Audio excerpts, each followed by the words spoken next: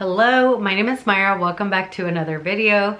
In today's video, I actually wanted to do something that I was inspired to do by the YouTuber Read with Melanin. She ended up creating her own 2025 book awards, and I thought that is such a great idea. So I did take her questions and I will put them down below in the description, but I also added a few of my own. So I did remove some of her original questions and added some of the ones that apply to some of more of like the books that I read this year. We'll leave the link below for her video and also the questions on there. Definitely watch her video. She had a lot of really great recommendations. She reads a lot of really cozy books as well. And she also reads a lot of middle-aged books, which I hadn't picked up in a while, but after watching her video, it made me want to pick those up again. I haven't picked them up since I was in that age group. So I think that that might be something really fun to do in 2026. Let's go ahead and jump right in. The best YA book.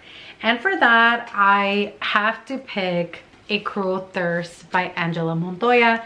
This is a vampire romance book, and it's a subplot. The romance is definitely a subplot. The main issue here is that you have this hero whose parents were murdered by vampires and nobody believes him. But he is a scholar and he is determined to prove that vampires are real and that vampires killed his parents. On the other hand, you have our FMC. Her family knows that vampires exist. Her family has been hunting vampires. That is actually what they do. They protect the small town that they live in. And both of these characters live in totally different towns. So what he ends up doing is that he does find out that there is this family that might know of the existence of vampires and also that they might know how to get rid of them. And so him and his sister end up going to this family, and of course they can't know that he's a vampire, because if they did, they would probably try to him. Okay, he does not consume blood. The thought of consuming blood is actually something that kind of grosses him out,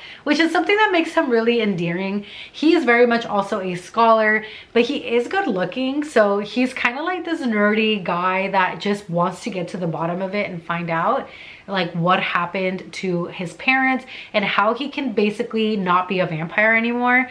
And on the other hand, our heroine Carolina, she's like, something suspicious about this guy, and also I've always had to prove myself to my family. So I think if I can get to the bottom of what is wrong with this guy and also figure out where these vampires are coming from, I can finally prove to myself that just because I'm a girl, it doesn't mean that I can't be this like badass vampire huntress.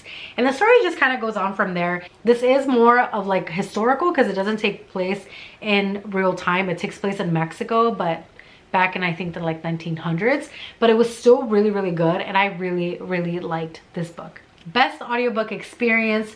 I had a lot of audiobooks that I listened to this year that I loved. I am constantly always listening to an audiobook because that's what I listen to on my drives. The book that I picked for this one, it's because of the uniqueness of it, and that was First Time Caller by B.K. Borison. And the reason for that is because our FMC is actually a radio host, and throughout the audiobook, you can hear the difference of when they're on the radio, and then you hear the buttons of when they're no longer live. And I just thought that that was like an extra touch that they added that really makes you think that you're listening to the radio and that you're listening to the interview and the phone calls on the radio. And I just thought that that was really unique, and it was something that they added extra that I think added to the reader experience, and I really, really appreciated that. This one, essentially, you have this radio host. He's always trying to give love advice, but he's kind of jaded now. He's kind of lost hope in romance and kind of doesn't really believe in it all that much. But one day he has a call from this 12-year-old, I think she's 12, and she's basically saying, I need you guys to help my mom because my mom only focuses on me, and I can tell that she doesn't, you know, she's not taking care of herself. She doesn't put herself out there, and I want her to find love. And so that leads to basically this whole segment of the radio in finding her the perfect partner. But maybe her perfect partner is a radio host. I don't know. You'll have to read and find out. The next question is fastest read. And for this one, there's a lot that I can pick because once I got into a book, I just continued reading it. But this was definitely one of the fastest ones, and I'll explain why. And that was Problematic Summer Romance by Ali Hazelwood. The reason why is because I actually took this book with me on my flight to Hawaii this summer, and I got to about like 60% just on the way there. And when I was in Hawaii before going to bed, and I think it was before going to bed and also at the beach the next day, I continued reading this and I finished it. So I literally finished it in like kind of a day. When you really add the hours, it was like less than 24 hours that I finished this book. So yeah, I definitely devoured it. This is an age gap romance. A lot of people weren't too fond of it because our FMC is 23, he's in his late 30s, but the way that they meet and the way that Ali Hazelwood dealt with the age gap, I think was really tastefully done, and it was done in a way that made it okay that there was an age gap. She's clearly mentally developed, and I do understand where people are coming from, where it's like she's in her early 20s, like she hasn't really lived, because I feel like I would definitely think that. But I think when you read the book and when you see what she's been through and you see all these other things and also their connection, there's no doubt in my mind that these two belong together. So yeah. Favorite Romance Bae. For this one, there's a lot also that I can pick in this one, but I ended up picking the one and only Kingfisher. Kingfisher, he's the hero in Quicksilver. He's also on Brimstone, which is book 2 that just came out in November. I love him. I love him. I reread Quicksilver and fell in love with him again. I had forgotten how much I love that book. I was literally laughing out loud so much. Now one of my coworkers listening to it and she loves it. She loves him. And now with this one, I'm like, I love him. How could I not? I want to go through this book and just annotate it and just the quotes and like the things that this man says, and him being like this almost 7-foot tall fae brought to his knees by this strong heroine. I don't know. There's something about that. You know, I love Kingfisher. I do. Next question, favorite protagonist. There was a lot that I could pick. There's a lot of FMCs that I just absolutely loved. But the one that I went for with this question was Luz from Caribbean Harris in Paris. It's a little bit of a tongue twister. And the reason why I picked her is because she is a strong FMC, yes, which I love. I love reading a strong woman, and strong doesn't have to mean that you don't have feelings and that you're not vulnerable. That's not what I mean by strong. But she is also just so smart and doesn't give up. And even though she's trying to pursue a business that is very male dominated and men are constantly putting her down and being like, I'm not going to give you this opportunity because you're a woman, she doesn't give up. She's still doing it. She's still going about it. She's like, it never crosses her mind to give up. She's still going to do it. She's still going to push the boundaries. And I love that. She was somebody that was not afraid of asking for what she wants. And this is a historical romance, but it was good. It was hot. But also one of the main things that James loved about Luz was her mind. He thought her mind was so sexy. I loved it. Loved it for her, loved it for myself as a reader, and it was just great.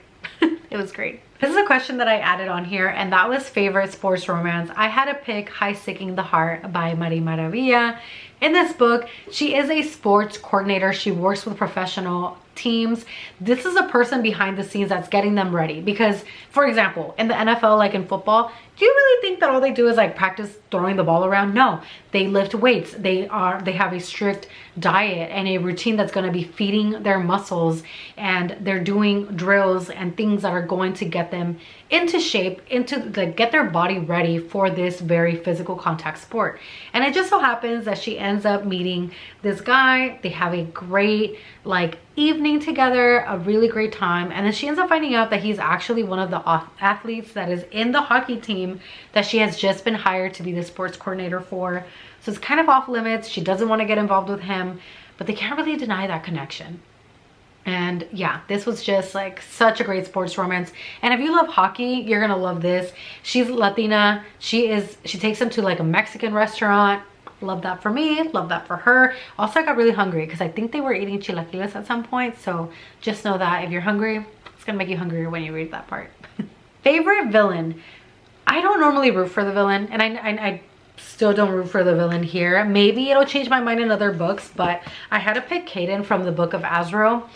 I can't say exactly what it is that he does, but throughout the book, I mean, he's pretty much very dictator vibes. Like, he has so much control over people because of how powerful and all his powers and stuff that he has. But the things that he does with like Diana, it's just crazy. And then again, I can't talk about specifically things that happen in this book because I don't want to spoil it, but he's a villain. 1000%. In my eyes, especially at the end of this book, he's a villain. Instantly no. So for that reason, I picked him because he is a real villain. Favorite mafia / cartel romance. I also added that question because I read a lot of mafia and cartels. I picked Be With Me by Gabrielle Sands. I had to. I loved this book. Love this book. When I've recommended it to other people, I've made a whole YouTube video about Gabrielle Sands and her mafia universe. This book came out this year in May. Absolutely loved it. The second book is coming out in January. Cannot wait. Once I get my hands on that arc, that's what I'm going to be reading. So yeah, this book, highly recommend it. If you love mafia in general, I would recommend Gabrielle Sands. But this book has to do with Romolo and Mia. Mia works for the governor or he's running for governor of New York. He wants to take the Ferraro family down. And guess what Romolo's last name is? Ferraro. Yeah. Great book. My favorite summer read. I also made up this question, and for that, One Golden Summer by Carly Fortune. This was my very first Carly Fortune book that I've read, and I loved it. There's a reason why this scene is on here, and and then also this boat. I loved it. It's also so floppy. I didn't know that there was another book that has to do with this one. I think is it Every Summer After? It might be. I might read that book at some point, but Charlie is the older brother from that book. And I think my friend did read that book. Doesn't really like Charlie. She's not a fan of Charlie. I told her that I read this one and she's like, oh, but he's the main character. I'm like, listen, don't even say anything bad about him because I love him. I love him. I love him. This is great. It has to do with the summer. There's a lot of lake scenes. He's flirty right off the bat. She's not really like interested in going there with him, but then she is, but then he doesn't want her to because there's like this whole other reason of why he doesn't really want to form a connection with anyone. It was great. It was a great book. I was so scared for my life, but also scenes in this book where I was literally like kicking my feet. So yeah, especially for the summer, I would highly recommend for you to read this book. Most emotional. There's a few emotional books that I read, but definitely Please Don't Go by E. Salvador was the most emotional. I would say do not go into this book without first checking triggers and also making sure that you are in the right headspace to read it because it is a very heavy book. It deals a lot with past traumas, suicidal ideation, depression. Yeah, there's a lot. There's a lot in this book, but I think that if you read the triggers and you're good with the triggers and if you're in a good mental space, this book will be a 5-star read for you. But it is very emotional, and it's also a sports romance. Our hero, he plays baseball and he's pretty much trying to go pro. So yeah, I think that you would really like this book too if you like sports. Series I started, another sporty series. I could have picked so many. Honestly, I started so many series this year, but I picked Face Off, which is part of the DC Star series by Chelsea Curto. I think at this point she has 5 books out, and I think there's going to be 2 more that release next year. But I like this one because our FMC is a hockey player, okay? And she ends up getting drafted into a professional hockey team, which is unheard of. And actually, I don't know if that's ever happened in real life, but if it has, please let me know. But she ends up getting drafted to play professional hockey with a professional hockey team of all men. And of course, there's a lot of speculation, a lot of like, you're not gonna make it, blah, blah, blah. But she specifically is kind of bonding with the captain of this team. And they didn't have the best meetup at first because he actually was trying to hit on her. Like, he thought she was just maybe like part of the staff or something. Had no idea that she was a new player for the team. And I loved it. They're just trying to have fun, and it's supposed to be like secret, and they're obviously they're teammates, and it's great. It's such a good book. freaking loved it. Can't wait to read the rest of the books. And the rest of them are out, so that makes me even happier because I'll be able to read them even faster. Favorite new author of 2025. There were so many I could have picked as well. I mean, Natalie Caña, Cynthia Rodriguez, so many. But I ended up picking the one and only Tigis Karma. I absolutely love this book. This is also another YA book, Immortal Dark, and it has to do with vampires, and it's like dark academia, but it's vampires in a way that I had never really seen before. It's very unique. There's a lot of mystery. Also, our FMC, like, she's morally gray. Like, she's not likable by a lot of people, and I would say, if anything, she's very easy to like not like and to not really fully root for and to kind of be frustrated with, but she's also young. And yeah, it was a great book.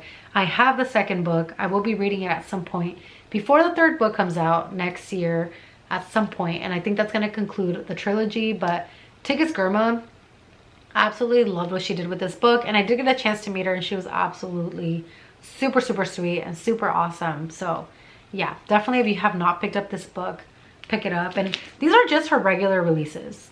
Beautiful. Like, look at this cover. It's crazy. Last question that I added on here was most read author of 2025. That was the one and only Jade Hernandez.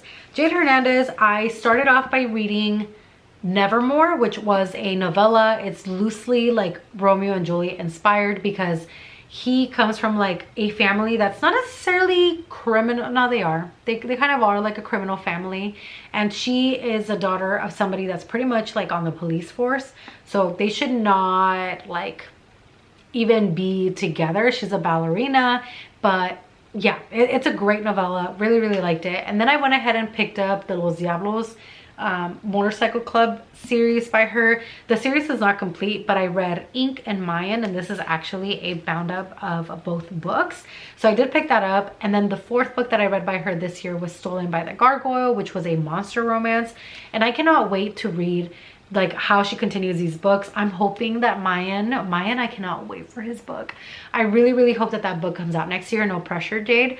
But also know that she's going to continue with Stolen by the Gargoyle. I know that she's continuing that next year. And then I haven't read her cowboy romance, which is El Rancho Los Corazones, I believe. I haven't read those books by her, so I definitely want to. Jade also writes fantasy books under a different pen name, so I definitely want to dive into all of those books. So yeah, she was my most read author. There's a reason why. I mean, I absolutely loved her books, and I cannot wait to read even more by her. So anyway, that concludes my awards. Authors, please take all these gold stars and imaginary trophies that I am sending your way.